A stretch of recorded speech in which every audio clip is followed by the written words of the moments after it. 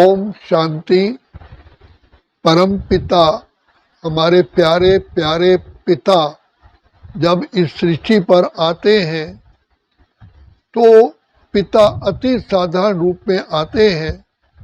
तो अति साधारण रूप में आए हुए को कोटों में कोई विरला ही पहचानता है, लेकिन पिता सही रीति पिता को पहचानना कि वो ज्ञान के, आनंद के, शांति के, प्रेम के, सुख के, पवित्रता के, शक्तियों के, दया के, क्षमा के सागर है, भंडार और दाता है, पतित पावन है, बिगड़ी को बनाने वाले हैं। वही केवल मुक्तेश्वर है, पाप का टेश्वर है, सरिदाता है, कल्याणकारी है, बिगड़ी को बनाने वाले हैं, कांटे को फूल बनाने वाले हैं, पतित को पावन करने वाले हैं, कंगाल को सरताज बनाने वाले हैं, केवल वही है। इसलिए विधाता पिता परमात्मा आकर के हमें ऐसे ज्ञान के पॉइंट देते हैं जिससे हम आत्माओं का सारे कल्प के लिए भाग्य उदय हो जाता है। बाबा जानते हैं, परमात्मा पिता जानते हैं कि ये बच्चे माया के कारण, 5 विकारों के कारण ये अपने अस्तित्व को, अपने रियलिटी को, अपनी नोबेलिटी को, अपनी योग्यता को भूल बैठे हैं। यही बच्चे गुणवान थे। भगवान बार बार जानते हैं और कहते हैं बच्चे मैं तुम्हें जानता हूँ, और इसलिए हमें बार बार याद दिलाते हैं बच्चे तुम ही तो शांत स्वरूप, प्रेम स्वरूप, आनंद स्वरूप, सुख स्वरूप आत्मा थे। तुम ही तो थे बच्चे, तुम ही थे। तुमने ही कल्प कल्प मेरे से वरदानों से झोली भर करके इतना ऊंच पद पाया था। यही भगवान ने गीता में अर्जुन को कहा, अर्जुन तुम ये अनेकों बार युद्ध कर चुके हो और अनेकों बार ही यही परिस्थितियाँ थी, यही वातावरण था, यही सब बातें थी, लेकिन फिर भी हे धनंजय, हे महावीर, हे विजयी आत्मा, हे गांडीवधारी, तुम ही विजयी बने थे और अभी भी विजयी बनोगे। कल पहले भी यही परिस्थिति थी। इसलिए वर्तमान को केवल मत देखो, अपने अतीत को देखो। तुम वास्तव में कौन सी कैटेगरी से बिलोंग करते हो। मैंने जो श्रेष्ठ रचना रची थी उसमें भी तुम अति अति अति अति अति अति श्रेष्ठ थे। बच्चे ये भूलो मत, तुम किसके बच्चे हो। जैसे शेर का बच्चा शेर होता है, हाथी की संतान हाथी होती है, तो बाप बार बार कहते हैं बच्चे मैं तुम्हारा पिता, ज्ञान के, आनंद के, शांति के सागर हूँ। तुम मेरे बच्चे भी ज्ञान स्वरूप थे, शांत स्वरूप थे, प्रेम स्वरूप थे, आनंद स्वरूप थे, सुख स्वरूप थे। अरे तुम तो सारी सृष्टि पर कितने जन्म राज्य कर चुके हो, तुम्हें राज गद्दी संभाल चुके हो। तुम सारे सृष्टि में महान से महान, श्रेष्ठ से श्रेष्ठ, पूज्य से पूज्य आत्माएं हो। इसलिए बाबा बार बार हम बच्चों को याद दिलाते हैं, स्मृति से ही वास्तव में हमारी स्थिति बनती है। पहले स्मृति है, फिर स्थिति है, फिर हमारी वृत्ति बन जाती है। तो इसलिए बाबा आकर के स्मृति स्वरूप बना करके हमें वृत्ति को बदलता है, अंदर हमारी भावनाओं को,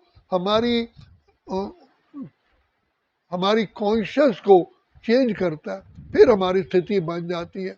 बाबा कहते हैं बच्चे तुम तो देव आत्माएं हो, तुम्हारी मंदिरों में इतनी पूजा हो रही है, तुम अपने को भूल बैठे हो।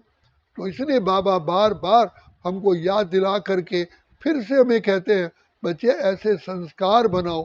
संस्कार कैसे बनेंगे, क्योंकि कर्म जो हम करते हैं बार बार वही तो संस्कार बनते हैं। इसलिए बाबा कहते हैं तुम शांति में, प्रेम में, खुशी में कर्तव्य करो, देही अभिमानी बन के अपने आत्मिक स्वरूप में टिक करके कर्म करो। दूसरे के देह में भी आत्माओं को देखो, आत्मा का व्यवहार करो, तभी तो संस्कार बनेंगे। क्योंकि कर्म का ही तो फल संस्कार है। जैसे व्यक्ति बार बार झूठ बोलता है तो उसके झूठ बोलने के संस्कार हो जाते हैं। शराब पीने वाले के बार बार पीने से उसके शराब के संस्कार हो जाते। इसलिए बाबा कहते हैं बच्चे तुम ज्ञान स्वरूप बन करके, प्रेम स्वरूप बन करके, आत्मिक स्थिति में करते हुए करो। मैं भी आत्मा हूँ, ये सामने जिससे बात कर रहे हो उस देह में विराजमान आत्मा है, चाहे वो कोई भी रिलेटिव हो, चाहे वो हमारा नज़दीकी संबंधी, लेकिन है तो आत्मा ना। तो आत्मिक रूप में देखो, आत्मिक दृष्टि, आत्मिक वृत्ति। इसलिए भगवान ने कहा कि निराकारी स्थिति में रहोगे, ऑटोमेटिकली निर्विकारी और निरअहंकारी बनोगे, और कोई तरीका है ही नहीं।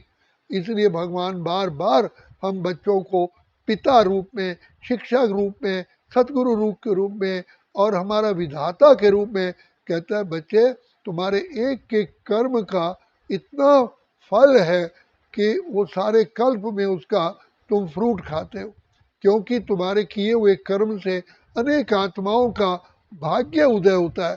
तुम कल्प वृक्ष के नीचे बैठे हो, जैसे वृक्ष जड़ से ही तो सारे वृक्ष को खुराक मिलती है, तुम वास्तव में इसकी जड़ हो कल्प वृक्ष के।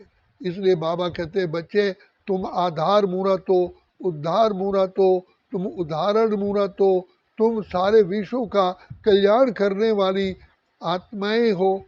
हे पवित्र आत्मा, हे श्रेष्ठ आत्मा, हे देव आत्मा, हे महान आत्मा, हे पूज्य आत्मा, तुम अपने आप को पहचानो। पहले अपने आप को पहचानो, तुम वास्तव में कितनी पावन आत्माएं हो। तुम्हारे कारण तो ये सृष्टि धरती थमी रहती है।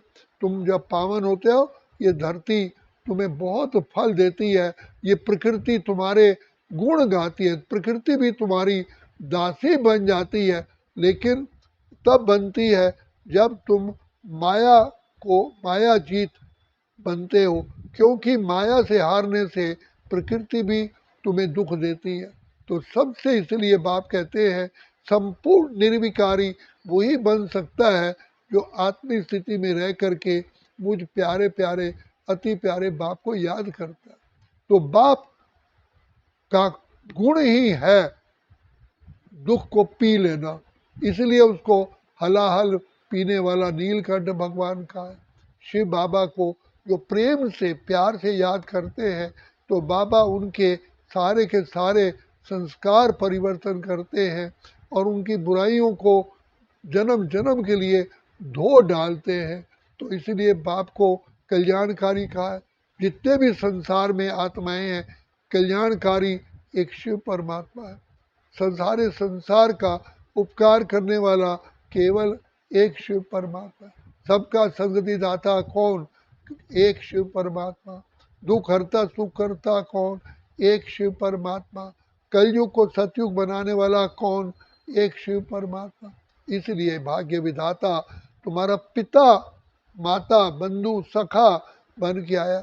बाबा कहते हैं, बच्चे मैं तो तुम्हारे जन्म जन्म के बोझ की जिम्मेवारी, कर्तव्य की जिम्मेवारी लेकर के तुम्हें बच्चों को हल्का कर, जैसे बाप अपने बच्चे का वजन खुद ही उठा लेता है कि मेरा बच्चा दब ना जाए।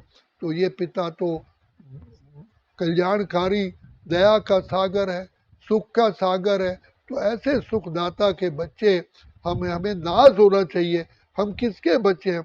विधाता, सारी सृष्टि के रचयिता, जो सूर्य चांद तारागण जिसके इशारे पर चलते हैं, वो मेरा पिता है। मैं उसकी संतान हूँ। नशा लाओ, निश्चय लाओ कि मैं उस पिता परमात्मा का पुत्र हूँ, जो ज्ञान के आनंद के सागर है। मैं कितने ऊंचे ऊंचे से ऊंचे पिता की संतान हूँ। तो बाबा कहते हैं कि बच्चे तुम नशा लाओ, निश्चय में रहो, खुशी में रहो। इसी को योग कहते हैं। योग माना किसी न किसी प्रकार से पिता परमात्मा की याद में, प्यार में खो जाना। मैं खो जाऊं तुझ में, तुझको पाने के लिए। तो बाबा कहते हैं, बच्चे तुम मुझे, मैं ऐसी मीठी मीठी स्क्रीन हूँ, मेरे अंदर सारे ही गुण समाये हूँ। जैसे स्क्रीन की एक ड्रॉप पानी में डालने से सारा पानी मीठा हो जाता है, तो ऐसे प्यारे प्यारे बाबा को याद करने से हमारे जन्म जन्म के दुख, बीमारियां, रोग, समस्याएं सब दूर हो जाते हैं। इसलिए जानो अपने आप को, पहचानो अपने बाप को और उससे नाता जोड़ो। प्रभु से नाता जोड़ लो, माया से नाता तोड़ लो। जब माया प्रभु से नाता जुड़ जाएगा, प्रभु मेरा पिता है, पिता पुत्र का नाता जोड़ोगे तो माया पांच विकारों से अपने आप ही तुम्हें घृणा आएगी। तुम इतनी महान आत्मा है।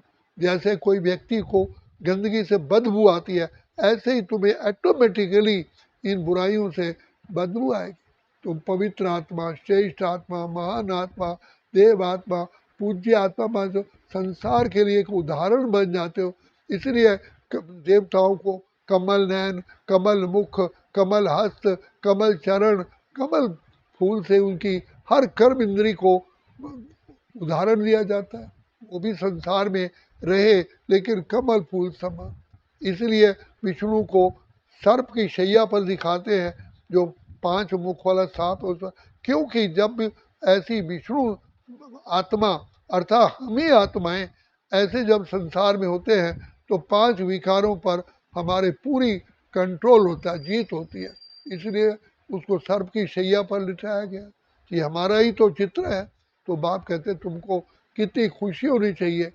तो जिसका शिव है, बाप है, लखदाता, उसे काहे की चिंता, दुआओं का हाथ सिर पर है, फिर डर किस बात का है, जो होगा भला होगा, भरोसा उसके ऊपर। इसलिए जागो जागो सबे पहचानो, विधाता पार ब्रह्म परमेश्वर हमारी पालना करने के लिए निमित्त है। वही हमारा पालनहार है, वही हमारा शिक्षक है, वही हमारा परम परम सतगुरु है, कल्याणकारी है। अच्छा, ओम शांति, ओम शांति, ओम शांति।